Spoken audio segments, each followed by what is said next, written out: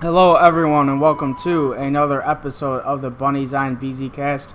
I am your host, Randy. This is the podcast of BunnyZine.com. I'm recording this on July 19th, 2016. It's good to be back. We took a little break. The last episode was episode 23. That was the anniversary episode, and that was to the one-year anniversary of the BunnyZine BZCast, the podcast.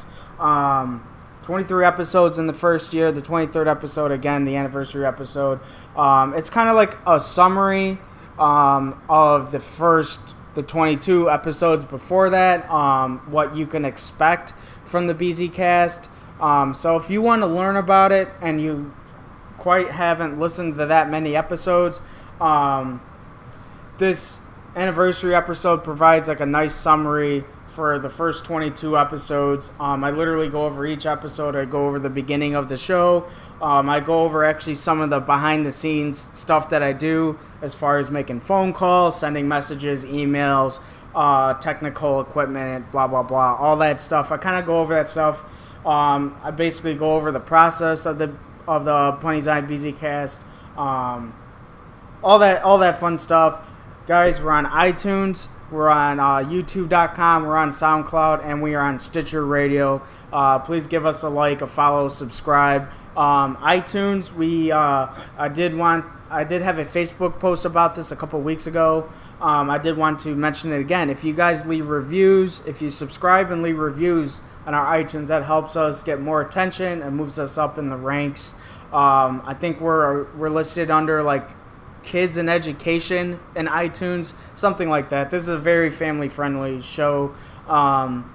So please, if you use iTunes and you listen to us off iTunes, leave a review.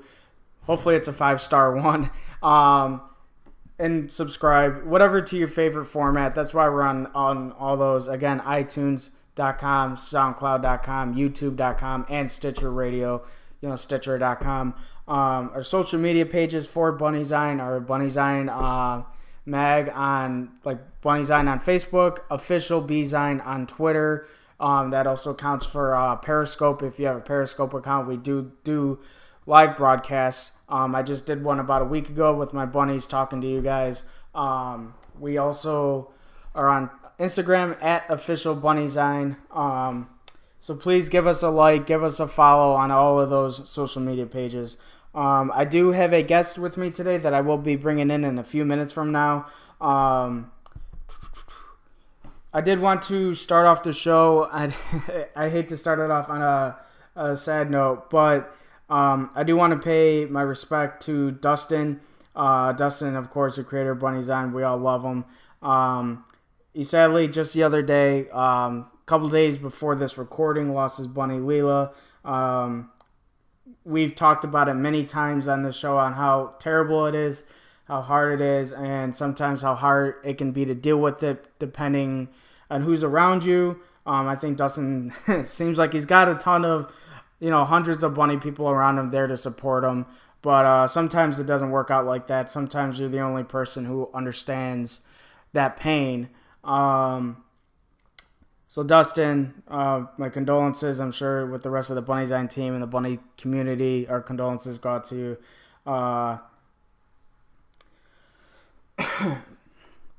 Sorry about that. As you guys know, if you've listened to me in the past, my voice will crack when I start talking a lot.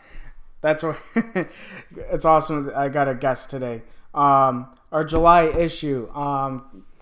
You guys should definitely download our July issue. You guys have no idea how much it helps BunnyZine just by downloading and telling your friends to download the July issue. If you need to look for the link, you don't have to look far. All you have to go to is Facebook. On our pinned post on Facebook, go to Twitter. On our Twitter page at official BZine, it's the pinned post on there, which is like the top post on the news feed. That's what pinned post means, if you didn't know. And then same thing with Instagram. If you're on Instagram, the link to download the issue is in our bio, our Instagram, homepage bio. So make sure you guys check that out. Our goal is to get so many, downloaders and readers that we can bring in advertisers, and we take the advertisers' money and we put that into rescues, and that's what it's all about. It's helping out bunnies. It's helping out the rescues, the hard-working people behind the scenes, saving bunny lives. So please check out bunnysign.com, check out the website, check out our social media pages, and download our July issue. We have a bunny rescue in Arizona, Tranquility Trail Animal Sanctuary. Lost their lease, and I think they have like 80 rabbits. And they're on the search. They only have a certain amount of weeks before they need a new location. I'm not sure how much can be done, but whatever help you might be able to help them with, as far as like if you're in the Arizona area and you know something about working with buildings and permits and all that,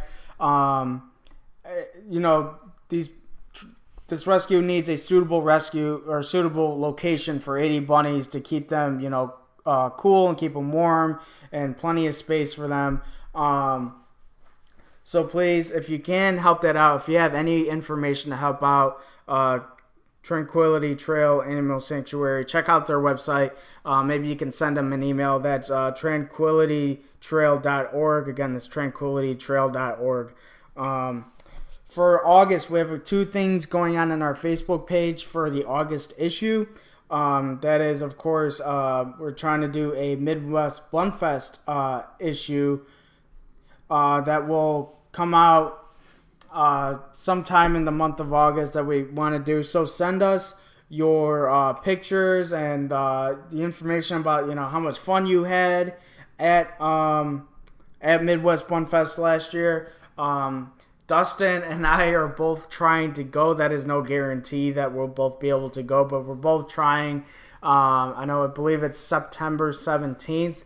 So we're both trying to go, and hopefully Bunny's On will be there with a table, talking to you guys, walking around. That would be really, really cool. I'm looking forward. I'm trying to go. So Midwest Bunfest. If you attended last year and you're listening to this, send us your pictures, and you and your bunnies can be in our August issue. So send that to the Bunny's On email. That's officialbunnysign@gmail.com. officialbunnysign@gmail.com. Again, and the second one is this app is just completely taken over. Pokemon Go, it's insane. I'm playing it like 3 or 4 times a week at least. Even though it's only been out like not even 2 weeks, I'm playing it like every other day. It's just ridiculous. I don't want to go into the specifics of it, but it's just ridiculous how much fun it is. So we started a thing where if you were playing Pokemon Go in your house, and you caught a Pokemon like near, or there's a Pokemon on your phone and it was near your bunny, you took a screenshot of it and you send it to us. We'll put it in our August issue, and we actually have a few entries so far. I think from what I can remember, like as I'm recording this, like 4 or 5 entries, which is really, really cool. I can't wait to see that in the August issue. So if you're playing Pokemon Go, guys are listening to this, and you're playing Pokemon Go in your house, and you catch a Pokemon near your bunny, screenshot it, send it to us. Again, that's officialbunnysign@gmail.com. officialbunnysign@gmail.com. Email it to us. Your bunny with the Pokemon on the screen can be in our August issue, which would be really, really cool. All right. It's now time to bring in my guest. This is the third international guest phone call via Skype from Vancouver, Canada. Take a sip of water real quick before I can't stop talking again. I guess it's Sorrel. She is Rabbitats organization, Rabbitats, and I'm bringing her in right now. Hi, Sorrel. Hi. How are you? Oh, so far so good. All right. So tell us, give us a little bit of background and tell us a little bit about what currently Rabbitats. Tell us all about it. Rabbitats came out of a rescue of probably 1,000 rabbits from the University of Victoria. I had been involved with Ears and Lord Lee Shaw, who had permits from the government to rescue all of these rabbits that were supposedly invading the University of Victoria campus. And most people thought that it just couldn't be done. There was just way too many rabbits. The university decided that they were going to euthanize them all and called in trappers. And they managed to kill about 100 of them before there was a pretty decent public outcry that stopped the exterminators. And the campus finally relented and agreed to trying a rescue model. And Ears, run by Susan Vickery, basically spearheaded the operation and managed to deal with the university and with the government because here we need permits to be able to trap wildlife, as the domestic rabbits are called. As soon as they're released outdoors, all of a sudden they become wildlife. And she managed to find an old petting zoo that was up for rent, and managed to take 600 of the rabbits and open a sanctuary. And myself and Lorley Shaw also came in and got permits and took the other 400, and or I guess it was 325, I guess, total. And they ours went to sanctuaries in Washington State, 2 different ones in Washington State, and Laura Lee took a group of, I think, 200 and change down to Texas. So we ended up with every last rabbit that was still alive on campus was rescued, spayed and neutered, and rehomed in a sanctuary setting. So we thought that was pretty successful. Yeah, and, big time. And it had happened before. Up in Kelowna, in BC, they had a rabbit problem. The town had been overrun by domestic rabbits who had, doing what rabbits do. You have a couple of domestic pets, and you end up with quite a big herd. Yeah. So the city of Kelowna had actually backed a rescue, and they had, again, it was the same thing. They had started exterminating the rabbits as pests, and then a rescue group, Trax, came in and said, whoa, it was, again, the same thing. The exterminators started killing the rabbits. There was a public outcry, and the city agreed to actually fund, not to any great extent, but because they were paying the trappers X number of dollars, they gave the rescue group some funds, and that rescue group ended up taking rabbits in, I believe the pens that they built were around 12 by 25 feet, and each one of these pens, they could hold 60 rabbits. So they ended up taking 600 to 800 rabbits out of that situation as well. So it was definitely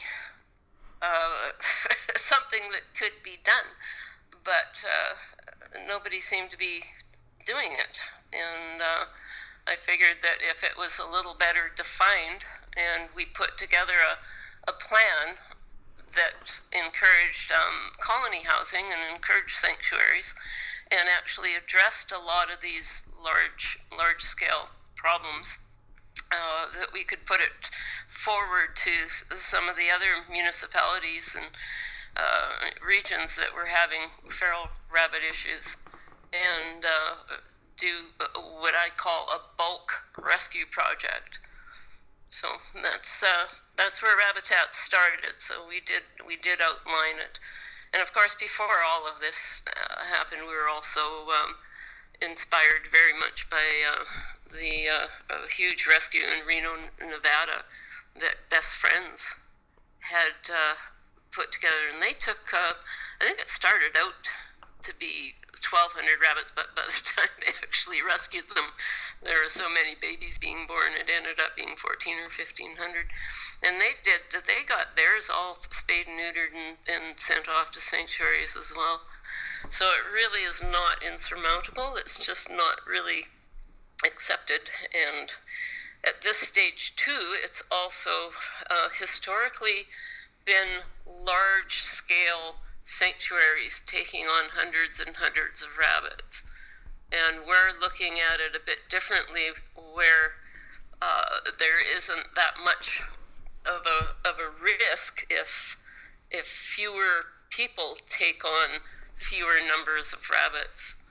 It was an issue here at a previous rescue. A sanctuary had actually a couple of sanctuaries had been tried, and the principals had, in one case, a woman in charge of a large rabbit rescue who was housing the rabbits on her land passed away, and the rabbits ended up being euthanized or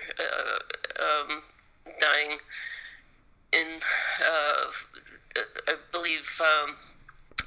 I believe they actually hadn't been seen when she had first passed away, and some had died in their cages.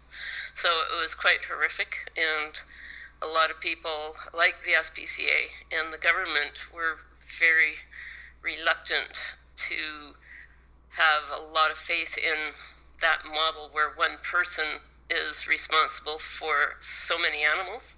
Yeah. And there's nothing that can be done if that person can no longer care for them. They either run out of funds or, in this case, passed away. So we're looking at the type of risk management where there's smaller colonies to more people. Okay. So that's it in a nutshell in terms of history. Yeah, you had mentioned in there a couple of times, and this was a big talking point when we were talking off air about the show, was colony rescue. And when we were talking about it, through messages, it was kind of new to me. I'm sure some people have heard of it and know of it that are listening, but for people, you've kind of summed it up already in your explanation with talking about Rabbitats, but what is the base explanation of a colony rescue? Most people don't realize that rabbits are actually quite easy to rescue in groups. Right now, the House Rabbit Society is probably the best thing that's ever happened to rabbits. But they've been around for decades now. Mm-hmm. But it's also given birth to the problem of abandoned rabbits now that people are into rabbits as pets, and there's more rabbits being abandoned. But the House Rabbit Society is so powerful that most people think of rabbits in terms of house rabbit rescue, and they think in terms of bonded pairs and singles. They don't think in terms of colonies. And that's the same issue at the shelter level. And for that matter, even most rescues. We've got the rescues also will house each rabbit individually, and you can't blame them because rabbits are well known for fighting. But most people don't realize that if you take a group of rabbits and you put them together in a strange place, they're all going to get along. There's going to be very few issues.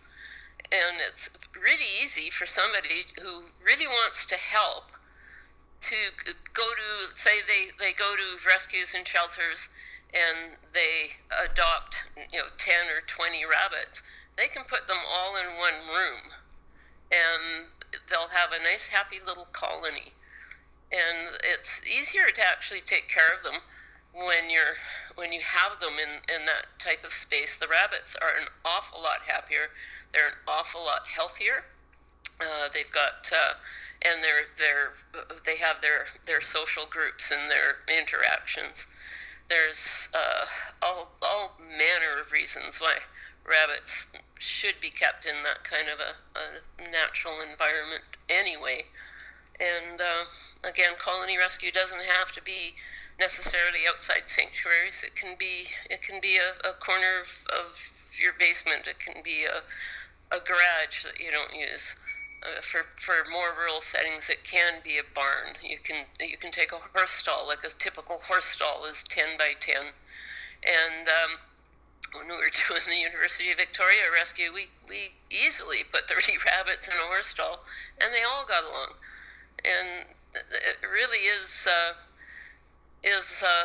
much easier. You're not having to open up pens and empty litter boxes, especially the horse stalls. You know, you can just go in and sweep it out every once in a while. And when we have our outside colonies, they're totally protected from predators. They're which is a whole other topic of how to protect them from predators. We've done a lot of research on that, but it's usually a ground cover of something like road base with some straw, and all you have to do is rake it once a week, and it's really easy maintenance. It's like so much easier than having rabbits in separate pens and cages.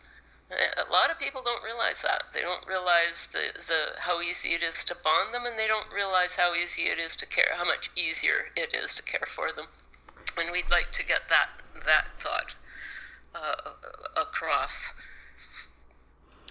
So when it comes to,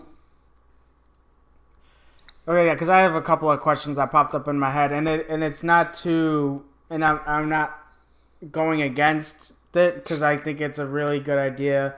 I like the base idea of kind of taking pressure off of the shelters and rescues that are overpopulated with them, and you know their volunteers are running around with, you know, like crazy trying to take care of, you know, 30 rabbits in 30 different cages. I still I think that number can be daunting to someone, as far as, you know, 20 taking care of 20 bunnies. My only question is, as far as like health and like the cost of taking care of them, how does that come into play? It's we've found that as well as easy maintenance, it's far cheaper. It's you buy hay by the bale, and the more hay you buy, the cheaper the hay is. And when you have more rabbits together in that kind of setting, they tend to eat a lot more of the things they're supposed to eat. We don't feed our rabbits a lot of pellets. We give them a variety of hay, and we give them all kinds of natural vegetation. At this point, rabbits in their natural environment eat grass, they eat shrubs, they eat all sorts of things. They eat weeds. All of this stuff is free. It doesn't cost a lot to feed a rabbit a natural diet. Just like, you know, your best friend is your local grocer. You get a Whole Foods market produce department can easily feed a colony of 20 just by giving you the cast-off carrot tops and all that stuff. So it's that's a whole other aspect of it too. Part of Rabbitats' research has been how to make colony rescue, and for that matter even shelter rabbits and other rescue rabbits, cost efficient, sustainable. You can in the right environment. We've got one of our sanctuaries has we've been a little slow to get this part together, but the original plan called for us to be having planters. Like we collected all of those silly little pet store cages, right, with the plastic bottoms and the wire tops, and we'd use the plastic bottoms for litter pans, because really that's all they're good for. But we'd take the wire tops and we'd secure them into a raised garden bed, and pound some hooks down to make sure they stay there, and have plants growing inside the cages. So our motto is actually cage the plants, not the rabbits. And this type of growth, it's growing outside of this cage, and the rabbits can keep it trimmed. And it's the same thing with you can have hanging vines, you can have all kinds of weeds, anything like that is a treat for the rabbits. They love this stuff, and it doesn't cost anything. It's unfortunately, we do have a lovely tree growing in our sanctuary that didn't get as protected as well as we liked. So the rabbits have shown us that they particularly like tree bark, but hopefully the poor thing will survive. That's another thing about the natural environment. If you have an outdoor sanctuary, not only can you hold tons of rabbits, and is it easy to do the maintenance with raking the ground, but when you have natural vegetation, it's also cooling. It has a cooling effect. It's not necessarily just the shade, but the plants, I believe it's called transpiration, will cool the air around them. So having rescued rabbits in a natural environment makes it even healthier. It makes it sustainable, and it sure makes the rabbits happy.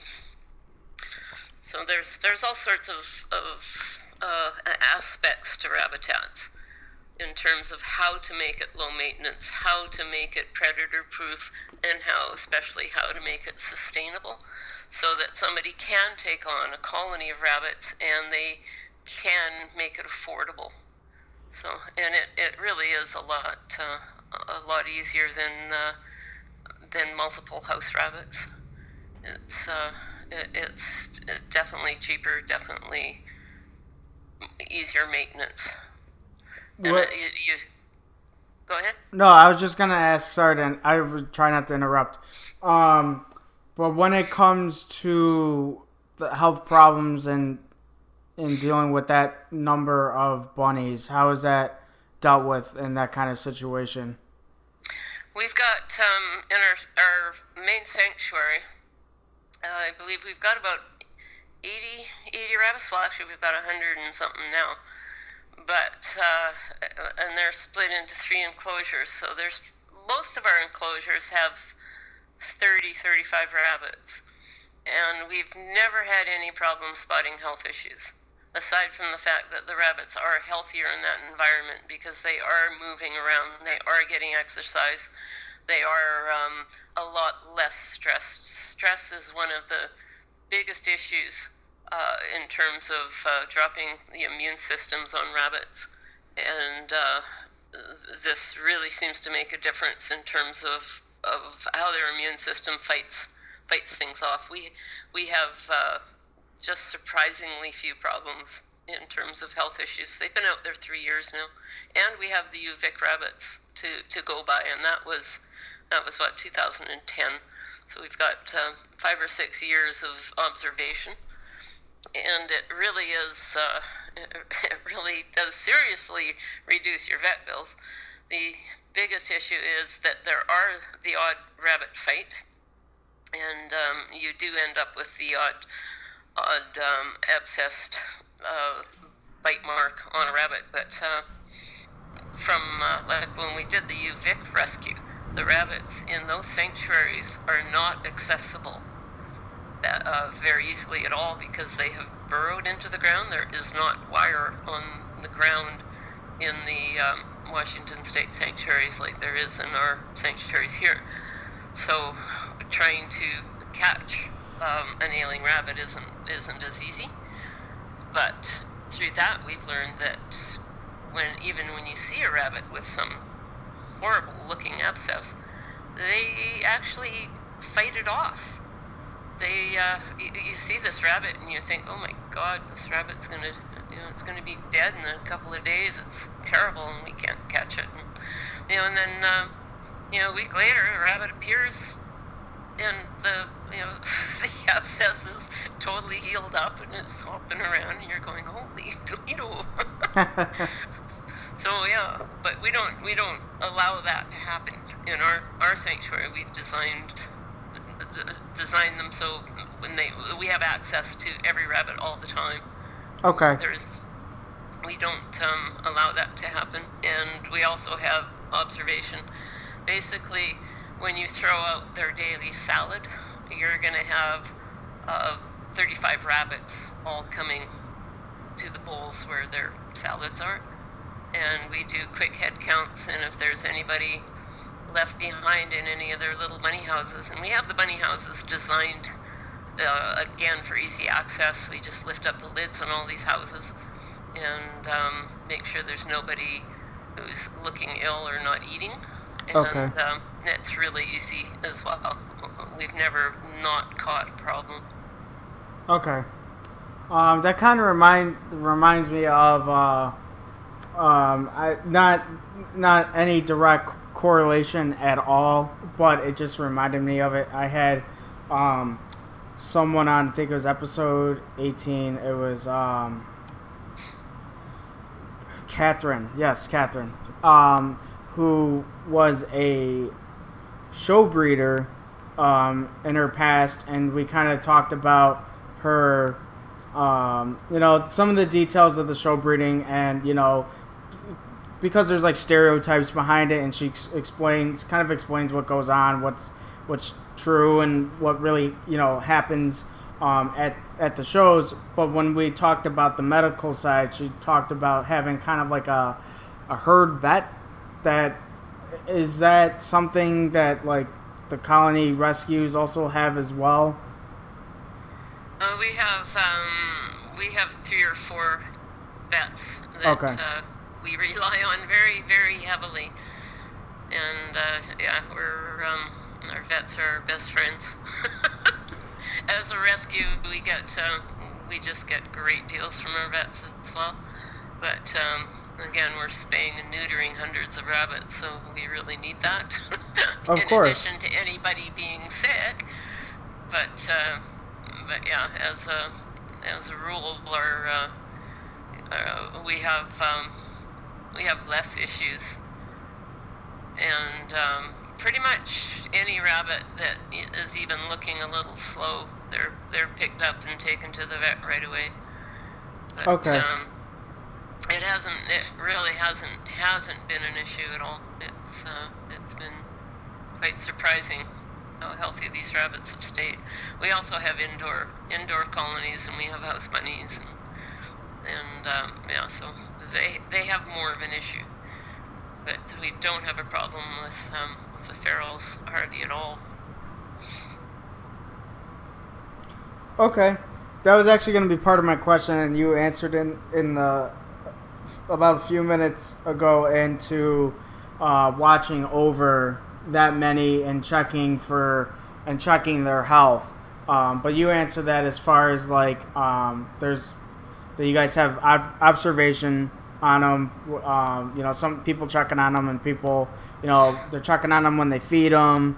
That was going to be my next question, but you pretty much just answered that at rescue. I can expand on that. When we do have our feeding time, that's another example actually of how easy it is to do the colony rabbits is in our sanctuary with the 80 rabbits. It's or the 100 and however many. It only takes our volunteers maybe an hour a day to get all of those rabbits fed and watered, and all of the hay feeders filled up, and that's the other thing about having a space, a communal space, is that you fill up hay feeders that will actually last for days. So even if somebody doesn't get there, these rabbits are still going to have hay and water. So we're actually looking for watering systems. We'd love to have a little stream, a trough or something running through, so we didn't have to be even changing water. But what it works out that when they do come out for their salad treats, it's super easy to see if there's somebody not there. It's surprisingly easy to keep track of 80 rabbits, and it's in a surprising short amount of time.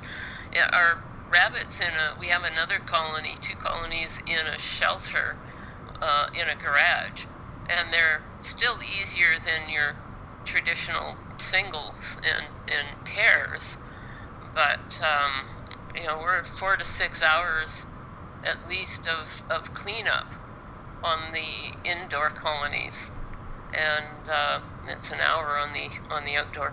But both are easy to monitor, as long as you have it, have your wits about and know to either do a head count or just check the houses. Just lift up the lids on the houses and make sure there's nobody left behind, because that's always, even with house rabbits, that's the first sign of any illness. If they don't pass the treat test, they're taken out and they're under observation, or they're off to the vet. Okay.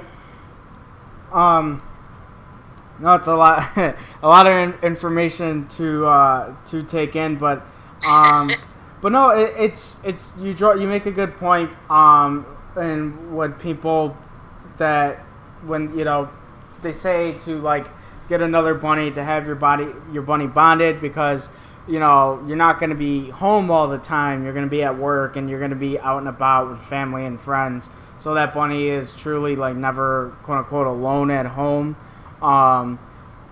But with the colony rescue, it's like they always have like 20 friends running around. So is there, when it comes to that, is there not like, what's a human interaction like? Does someone go and sit down with them? Yeah, we make sure that we have our colonies sort of split up. We have our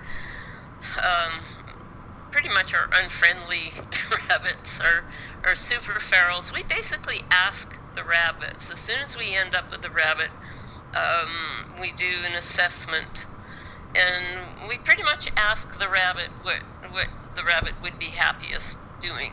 Do you want to be in the house and get lots of pets and treats, or would you rather hang out with a bunch of other rabbits, or would you rather hang out with a bunch of other rabbits and never come close to human cooties ever?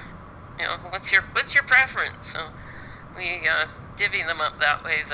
We have an adoptables colony where people really interact with them every day, and we try to keep them interacting so that they are going to be friendly house bunnies. And we also make sure that we keep track of who they do have bonded mates even within the colony. Okay. But it's more likely they're going to have other friends as well, or they'll be part of a group. It's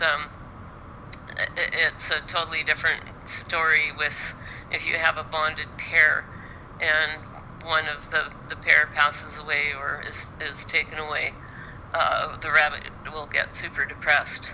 But in the colony situation, they're comforted by the rest of the colony and by their other groups. So they may look a little lost and concerned for a while, but they don't go through that depression. So we haven't as yet been able to really figure out. We're pretty much keeping them together as they came in, or as they tended to bond in the colony. We have not separated any bonded groups or bonded pairs. Okay. We've adopted them out like that, but okay. I'm sure if it came down to it, it certainly would be a lot less of an impact on the rabbit in the colony situation. And the other thing about bonding is that when people bond two rabbits, it's not always the rabbit that rabbit really wants to be with. It's like,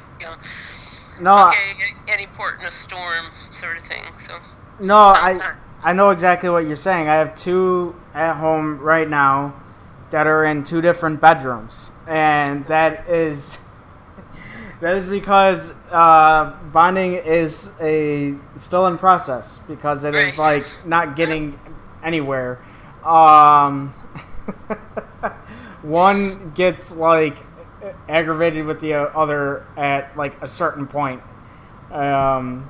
So yeah, I know exactly where you're coming from. Give them a bunch of space, give them a bunch of friends, and you're, it's cool. Yeah. They gravitate to who they want to gravitate to. But it's funny. I mean, I'm still trying to figure it out. This is all a learning curve.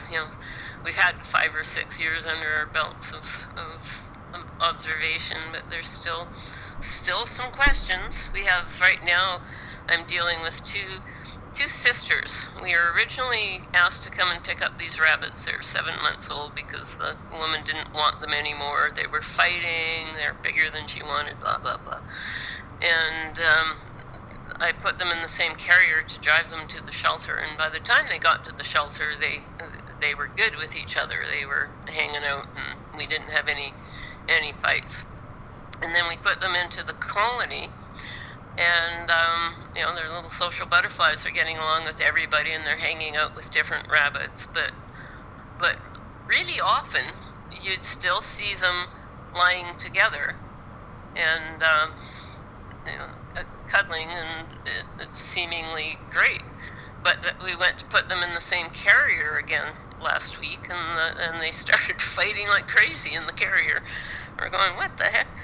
So now they're, take them out of the carrier, and they're fine in the colony, and they're sleeping together, and some, at least part of the time, and they still have all their other friends. But I don't know about living together in close quarters, so now I'm having second thoughts about whether we want to adopt these 2 girls together or not. Yeah. But they're fine in the colony. You'll find that in the colonies, they're, they just give each, even if they weren't still hanging out together, they'd at least pretty easily be able to avoid each other or tolerate each other. So okay. We rarely have to take rabbits out for that reason. I mean, we have, right now we've got 2 little brothers, 2 little harlequin bunnies that don't appear to fight with each other or with other rabbits in the colony, but we've tried them in 2 or 3 colonies now, and every colony we put them in just turns into like the other bunnies fight. I don't know what it is with these guys, but I think they're just so exuberant. They're always just, on 10 all the time, and they're chasing all of the bunnies around, and everybody gets so stressed and cranky they start fighting with each other. But of course, these so guys they're sitting there looking innocent. They're the instigators. That's what it is. Yeah. Okay. So now they're in a cage in the colony. There's peace in the colony. And actually, these guys seem okay in the cage together, too. They're pretty happy little guys. But so it's all individual, but we've only had to pull out in cases like that. We had to pull out the two harlequin guys.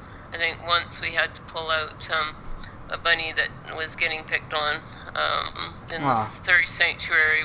We pulled out a little girl that was just seemed to always be by herself and didn't seem to have any friends, and we found a bite mark on her, so we figured that we'd pull her. But other than that, out of the 100 and some odd rabbits out there, it's been pretty good. Yeah, that's a really good success rate. I mean, as far as, their happiness and their health, I mean, it sounds like it's going very well.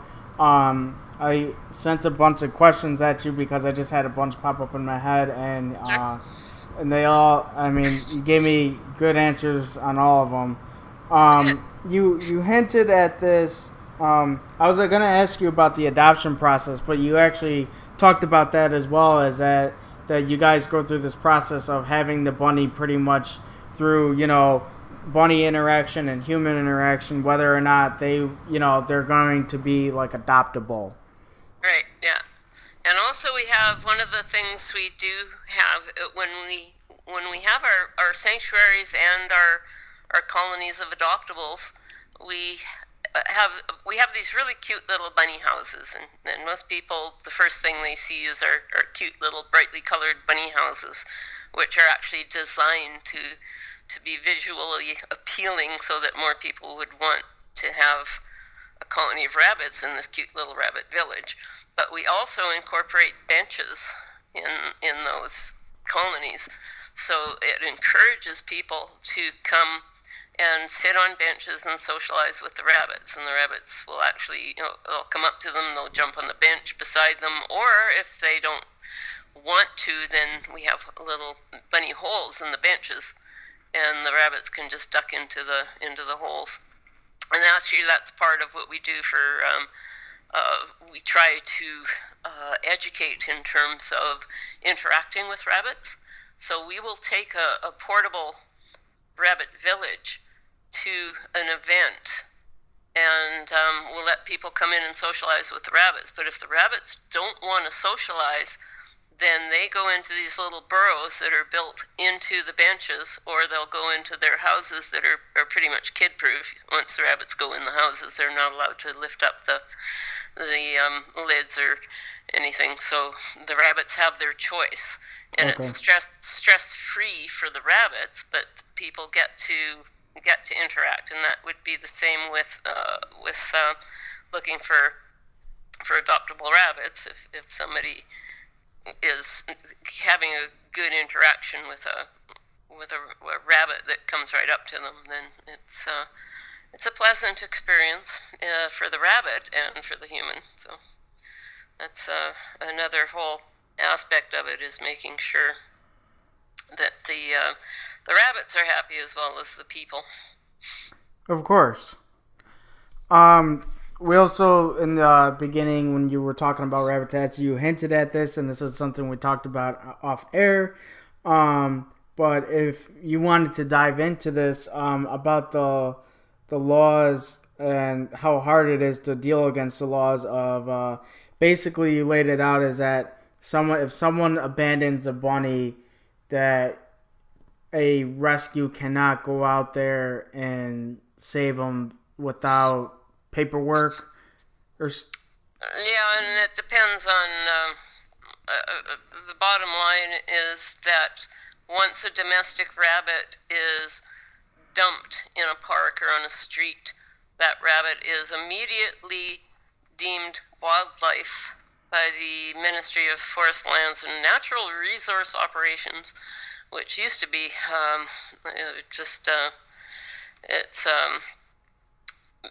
it's really silly, because these are domestic rabbits. They can be a pet that comes hopping up to you, and as long as they're not contained, and they haven't been continuously contained since birth, they are wildlife. And to trap and kill the rabbits is fine. You don't need any kind of permission. They would prefer that. That's their preference. They want you to trap and kill these rabbits.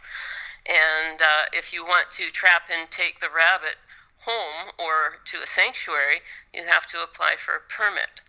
But the ministry doesn't issue permits to sanctuaries. So even with the University of Victoria rescue, they told us that we could rescue the rabbits if we exported them out of the country, which is why we ended up with sanctuaries in Washington State and Texas. And that's something that's going on right now with, there's another group of rabbits on Vancouver Island, the View Royal rabbits, that, again, I was hoping that the organizers would actually apply for a local sanctuary permit just to test the water, because they've always been telling us that the only way we'd ever get a permit is to export our rabbits, and they do not agree with sanctuaries. So again, the View Royal rabbit people are exporting their rescued rabbits to Texas, and I'm sure there's all kinds of American rabbits that would like to have that space, and there's all kinds of room in BC to house these rabbits, but the government's making it difficult. And one of the reasons for that is that they don't have a lot of confidence because of the past sanctuary issues. There was the issue that I mentioned about the rescuer that passed away, and then there was another one that had run out of funds. And then one big problem was rescue is very volatile internally. It's very, there's an awful lot of very passionate people involved in it, and they tend to not get along very well. if somebody isn't doing it the way they do it, then they their passion is directed at another rescue. So the rescue that had taken in the 600 UVic rabbits became unpopular with a small group of advocates, and those advocates lobbied the government about how terrible this sanctuary was, and it wasn't protected from eagles, and rabbits had gotten out of the fence, or whatever, and they wanted the rabbits moved, and of course they had no place to move them to, but they're lobbying the government for this. So the government is pretty much, they threw up their hands and said, look, we just don't want to deal with rescue. We will stick to our policy of only exporting rabbits and not giving permits to local sanctuaries. And I don't know, we've actually been operating under the radar, and on pretty much don't ask, don't tell. And don't worry, no Canadian official's gonna hear this. Well, I'm not too worried. But they don't particularly want the rabbits under it's called Schedule C, is where these rabbits are classified, which makes them an invasive alien species that must be eradicated. And they don't particularly want them under that schedule either, because it's an awful lot of work for the government, and they have to deal with way too many crazy people. But it's up to the stakeholders. It's up to the rabbit rescuers themselves to try and get that law changed. So as it stands, everybody's just kind of holding steady, and everybody's just pretending that nobody's trapping the rabbits. They're just being brought in, and we're just taking them from people who bring them in, and But if we try to do another UVic rescue, or if we try to pull up a big truck to a big public problem area, and we try to go to the press and try to solicit a lot of donations. The UVic rescue worked because there was so much of an uproar about them killing all these cute little bunnies, and there was so much publicity, and so many people donated, including, I have to give a shout out to the fur bearer defenders up here. They actually donated $50,000 for all the spays and neuters, and that's what made it happen. But you need outreach, you need public support, and when you're trying to do something under the radar, it's really difficult to try and get donations. So it still is a problem, even though the government isn't actively coming after us. It's still an issue. We can't really flaunt it. So yes, this law really does need to be changed. It's to me, it just sounds insane. Yeah, here you get all these rabbits out there breeding. Most people dump rabbits at sexual maturity. The majority of the rabbits are abandoned because somebody got some cute little baby bunny at the pet store, and the pet store rabbit is, licking them, grooming them, and it's just the friendliest little thing until it hits puberty, and then it becomes this, this spraying, peeing, growling, grunting little bundle of hormones. And as of course us bunny people know, it does go away in a few months, or with spays and neuters, and they become their friendly little sweet little selves again. But most people don't know that. As soon as they hit puberty, these rabbits start getting dumped, and of course that's sexual maturity, and that's the biggest issue. Then they start breeding, and here we go. We have huge colonies that are not contained, that are not protected, and they can be destructive. So it's a problem that they're actually creating by not allowing us to take these rabbits when they are dumped. Their stance is, well, we would rather see rescues concentrate on making sure that people don't dump them. Right? Yeah. If they don't want the rabbit, they don't want the rabbit. You don't want to force them to keep the rabbit to begin with, because that rabbit's not going to get great care. And there's no point in berating them. There's all kinds of websites out there that are, those, vilifying all of the people that dump rabbits, which may be great for an angst release, but it really doesn't help solve the problem. You can't tell somebody, you're an asshole and you have to keep your rabbit and expect that person to go, oh, okay, well, gee, then I guess I'm going to keep this rabbit and treat it really well for the rest of its life. Yeah. It's not going to happen. So the concentration really has to be on controlling the existing populations, but also starting something that that will take these rabbits when people don't want them. Having the type of sanctuary rescue where people can bring 40 or 50 rabbits over the course of a year, and they can be accommodated. And of course, the other major point would be to actually change the laws so that all animals, not just rabbits, can and should be identified. The breeders can be licensed. Every animal can have a tattoo or a microchip. That technology and that database exists now. Mm-hmm. It's just awesome. You make it so that it's mandatory, and you can keep track of every rabbit. Every animal. You have a dumped rabbit, cat, or dog, and you see the microchip or tattoo number, and it's traceable to somebody. Somebody is accountable.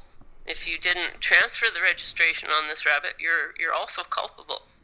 And if you had this rabbit and you don't have this rabbit anymore, and the rabbit's been found in a park, well, guess what? This is your problem. So that's part of it, and then of course the spays and neuters, making sure that that they are spayed and neutered, and within a few generations you will have control. But right now we have to control the rabbits that are already out there, and the only way to do that is to round them up, spay them, neuter them, and put them in some type of containment. And the only alternative is exterminate them, and there's no need for that. No, there isn't.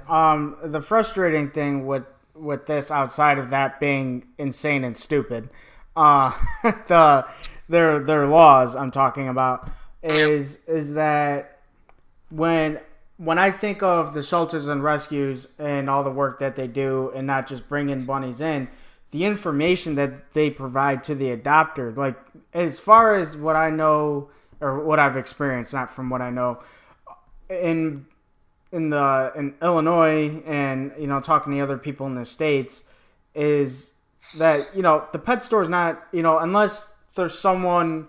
I did find out that there was this one girl. She was on the House Rabbit group page, and she was working in a pet store purposely to give people information about rabbits, like a House Rabbit Society guide. But that's she's probably the rare person doing that. So because of pet stores, it's just here's the bunny. You pay. You got the money. Here's the animal, and that's got to stop. That's probably the biggest point that has to stop. I'm glad you brought that up, because all animals need an adoption process, not a sale. Mm-hmm. What the rescues do should apply to anywhere the rabbits are changing hands. Right now, the rescues are lobbying to shut down pet stores, and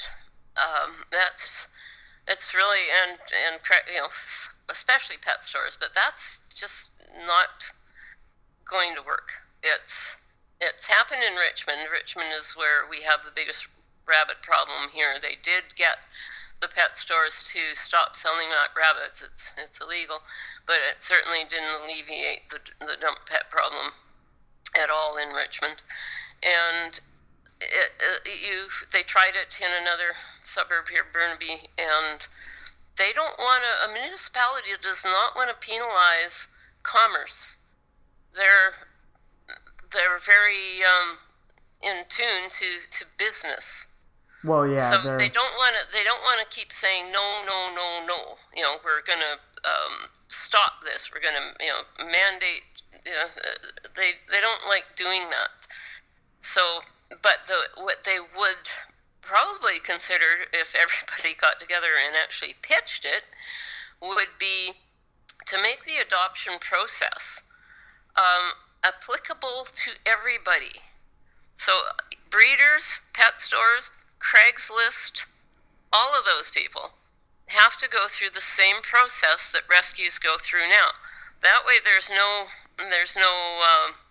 you're not shutting down commerce and giving all of this power to a rescue group. It's an even playing field. And the businesses and the governments are going to find that more palatable. So that type of regulation, that type of treating these animals like the living, feeling, breathing beings they are,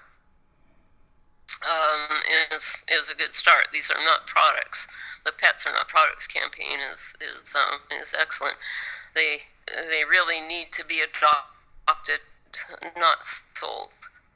They have to make sure they're going into an educated and proper setup. You have to be, and that's where Rabbitats actually started out as well. One of our huge pushes at the beginning was that we were advising on housing.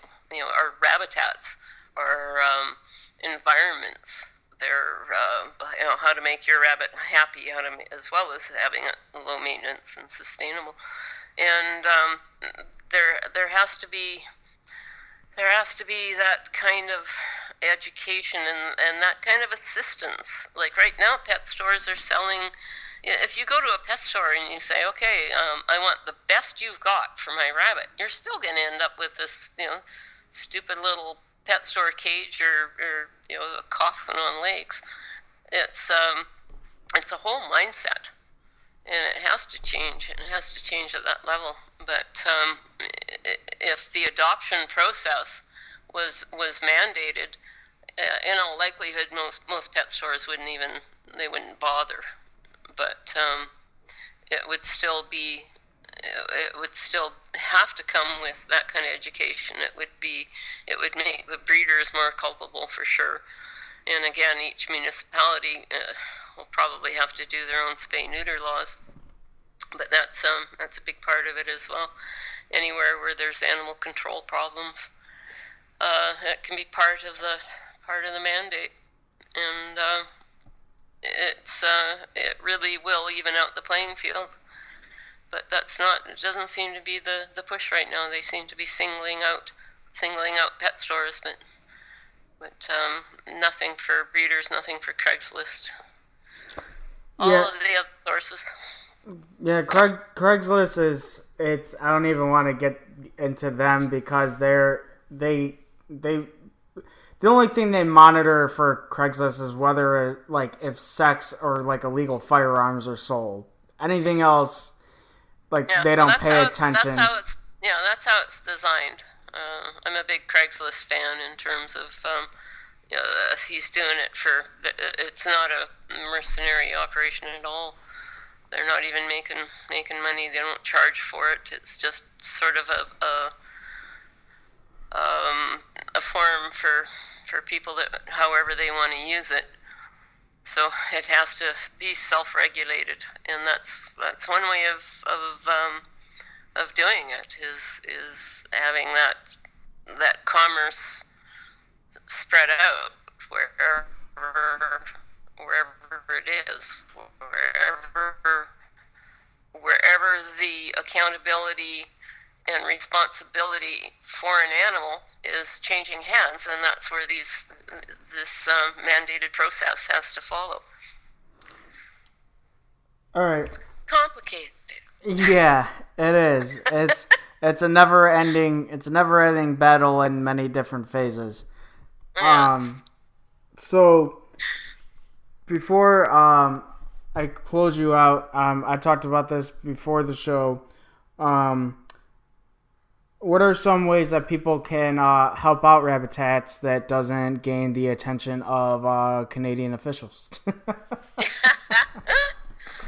at this point, the colony rescue doesn't have to be feral rescue. Yeah, there is a bit of a differentiation there. That's not the right word, but they going into a park where people, and again, this is something that is it's not unique to BC, but it is something that isn't as much of a problem in the Midwest or in Eastern Canada or somewhere where these rabbits don't survive as well in an outdoor environment. But here we're looking at we have probably 1,000 rabbits hanging around on the streets of Richmond. Just it's insane how many, and it's the same problem in Las Vegas and California, and there's all kinds of feral colonies.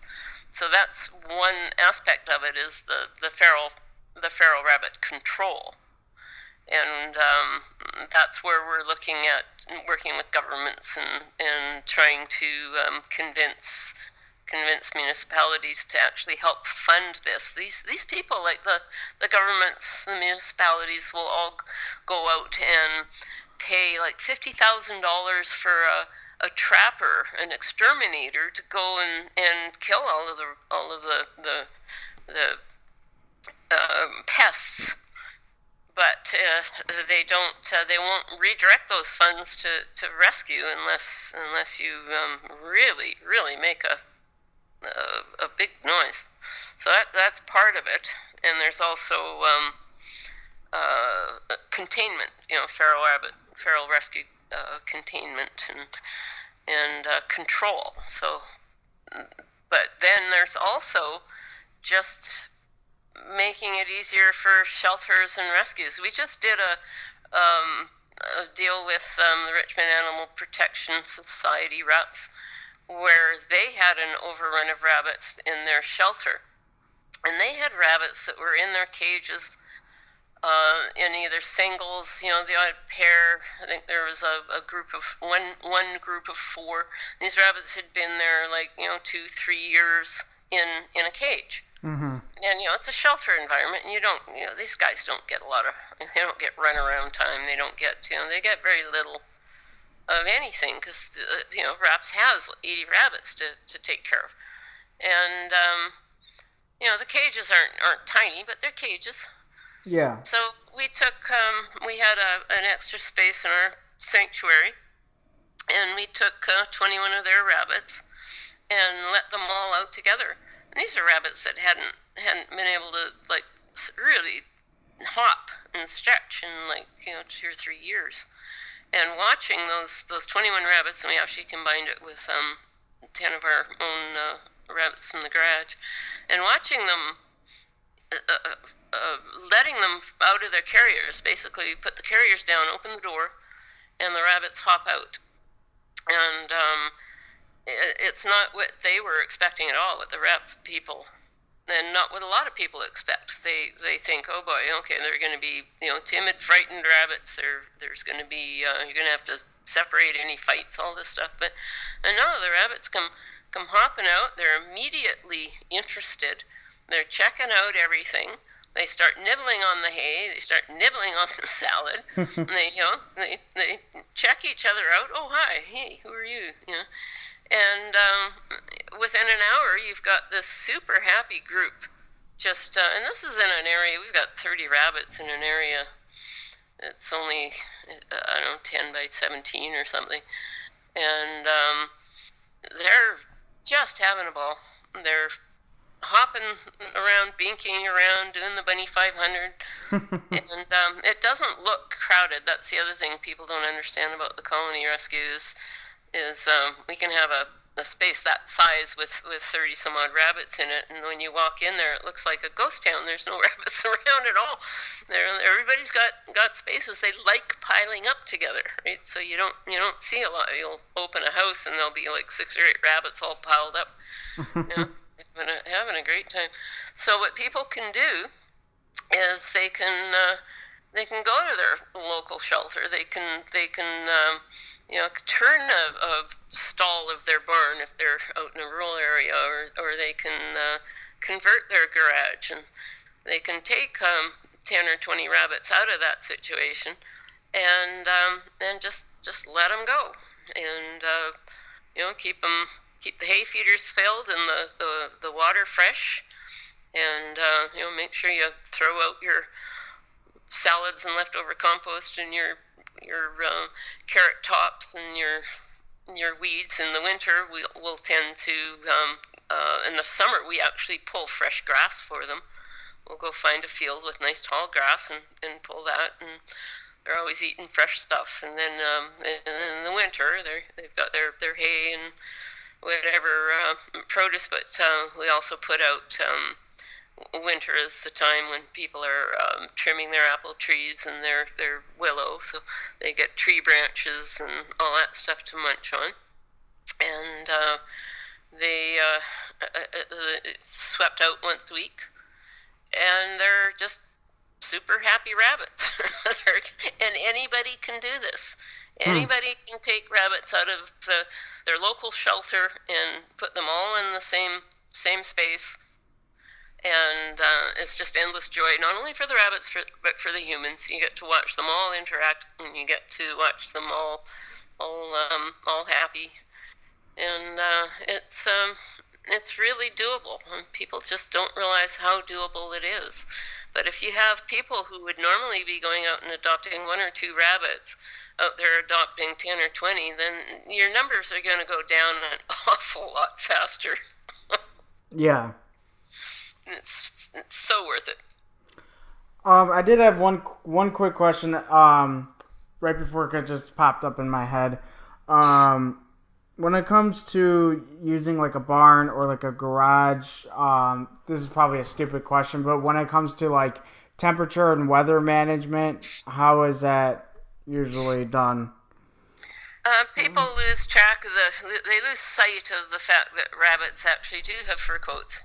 And even though house rabbit has been extremely successful for 3 or 4 decades, that rabbits for centuries have been outdoor animals that have survived all kinds of climates, and they are quite capable of doing that. But you don't want them being uncomfortable, so we do make sure that the outdoor rabbits, as long as there's airflow, there is rarely a problem with heat. Rabbits will burrow in order to climatize, to even out the temperatures. The farther into the ground they go, in the summer it's cooler, and in the winter it's warmer. And this is one of the things that we can't do, because we need to keep our rabbits accessible to be able to monitor their health. So we can't let them burrow, and that means we do have to pay more attention to temperature control. And they in the winter they have lots of straw in their houses, and they burrow into the straw, and that keeps them really warm. In the summer, you pretty much need to have airflow. Like our internal, we have one colony in a barn, and we have fans going all the time when the weather's hot. As long as the airflow is happening, they seem pretty happy. We've never had an issue with temperature, but we're in a lot milder climate. Yeah. So everything that we do is based on the climate and the predators of the area that we're dealing with or advising on. So each area will have a different set of requirements.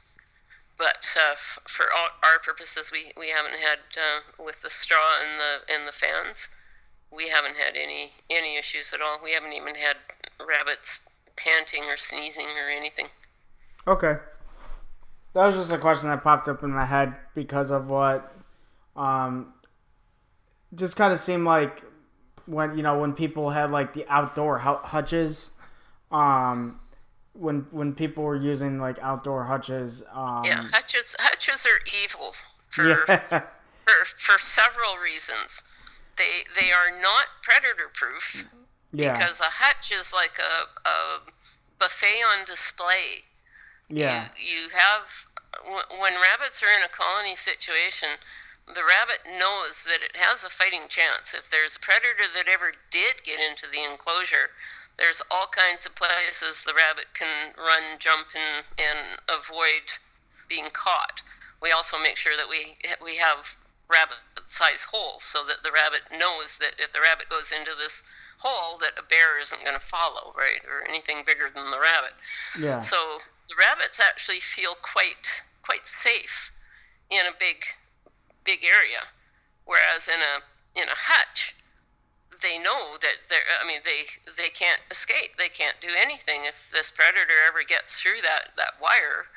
And that's why you have rabbits that will be frightened to death in hutches, but not at all in colonies.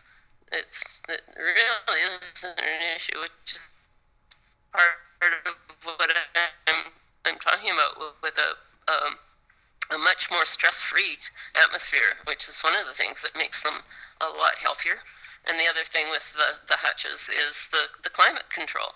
They have no way of adjusting their own climate. They can't burrow or run or get away from the dead air in that small space.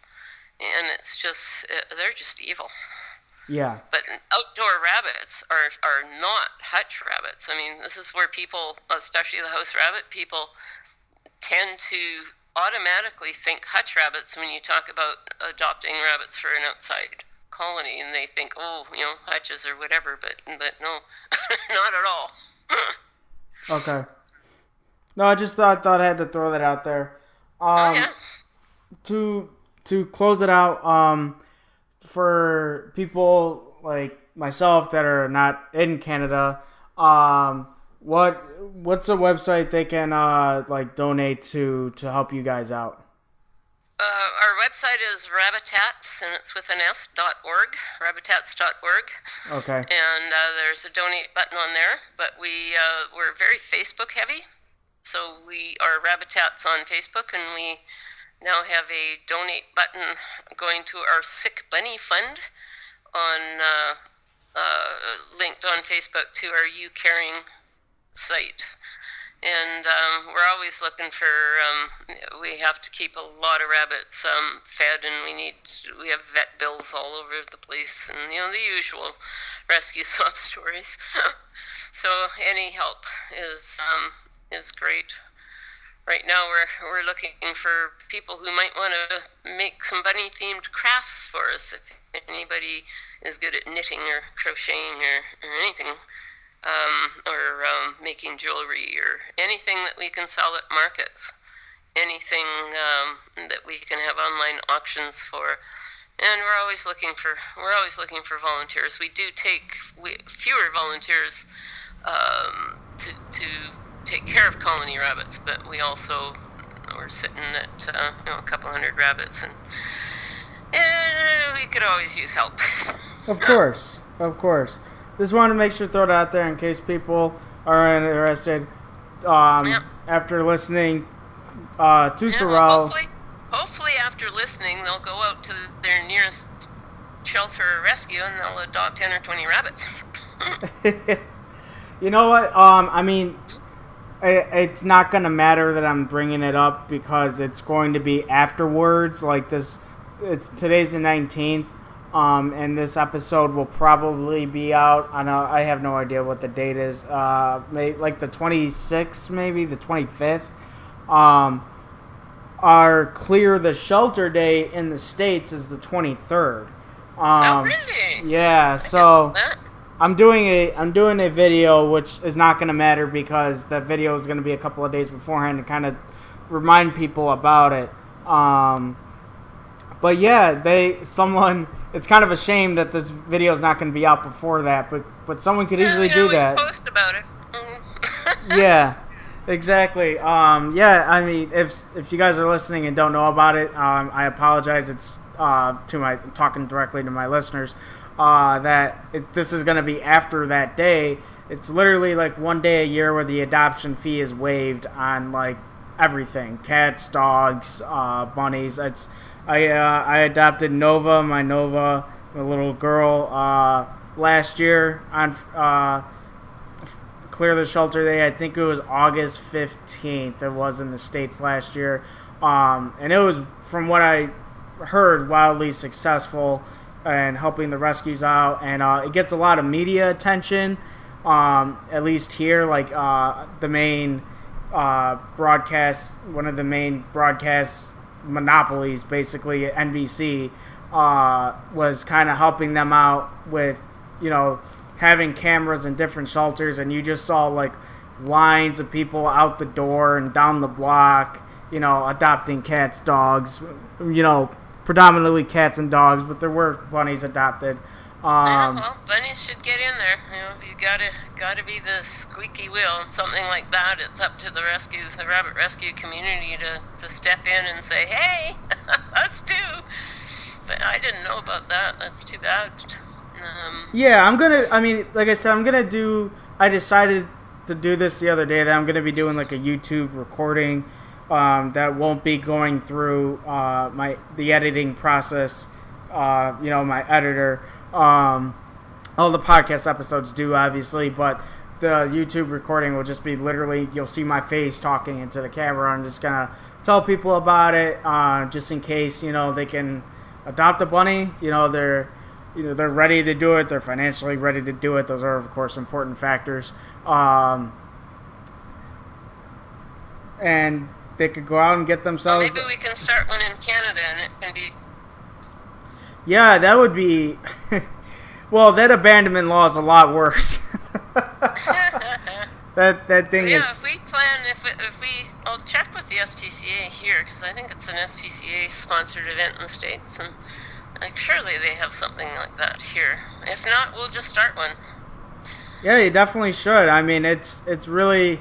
I don't remember the numbers exactly, but it was like in the upper thousands, like multiple thousands of animals that were adopted. The place I went to last year to adopt Nova, I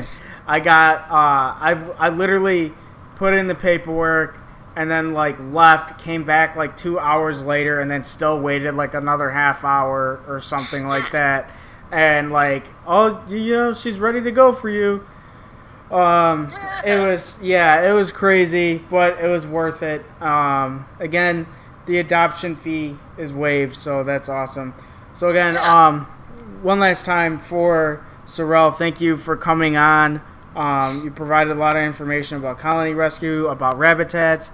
If you guys want to help out this colony, this colony rescue that the Rabbitats do, that's rabbitats.org. Again, Rabbitats with an S, rabbitats.org, to help them out.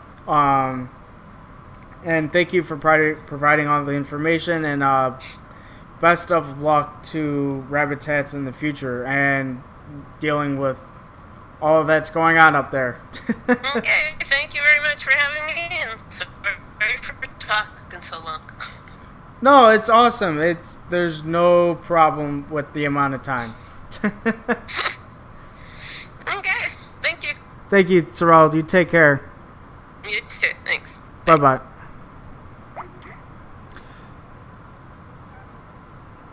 I would like to thank Sorrel of Rabbitats again for talking. This show is near the hour and a half mark, which is really good. She provided a ton of information. Again, when she first told me about the colony rescue, I said this is a really good topic to talk about. And that she was also very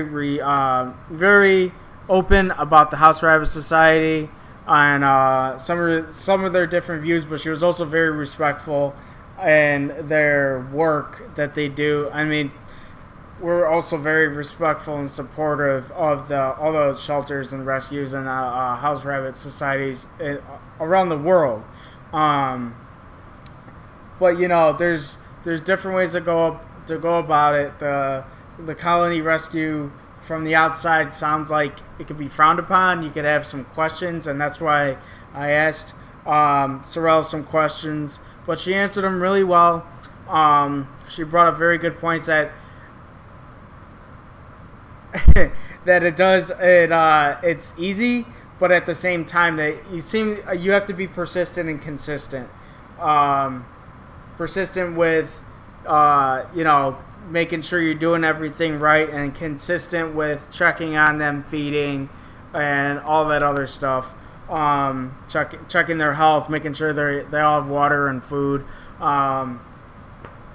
But no, it's really, really cool. I mean, that helps rescues out so much. So many rescues around the world are just overflowing, and they don't know what to do about taking care of all these bunnies that are in cages. It was really, really interesting episode. It was really intriguing. I'm really glad. One more time for Sorrel from Vancouver, Canada. That whole episode was done over Skype. It was done.